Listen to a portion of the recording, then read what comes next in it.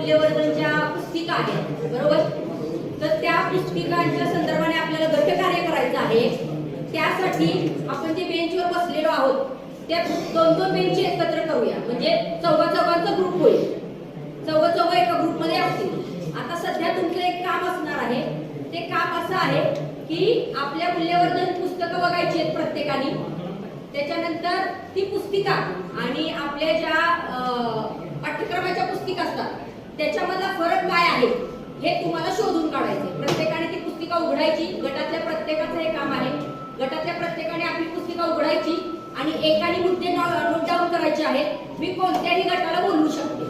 मी तो सादरीकरण करायचं आहे आपल्याला गटकार्य संपल्यानंतर. त्याच्यामुळे तुमचे जे चौघ जण आहेत बेंचवरती ते चौघांचा एक ग्रुप करा. पहिली ते 8वीच्या सगळ्या पुस्तिका तुम्ही बघू शकता आणि मूल्यवर्धनची पुस्तिका आणि आपण वर्गात ज्या शिकवतो पाठ्यक्रमाच्या ज्या पुस्तिका आहेत त्या पुस्तिका याच्यामध्ये तुम्हाला नेमका कोणता फरक जाणवतोय हे तुम्हाला याचे मुद्दे काढायचे आहेत. गटातल्या एकानी ते मुद्दे लिहून घ्यायचे आहेत आणि आपण 2 तालुक्यातल्या 2 ते 3 गटांना त्याचं सादरीकरणाची संधी देणार आहोत. तर प्लीज तुमचा वेळ स्टार्ट होतोय आता. पुस्तिका बघा.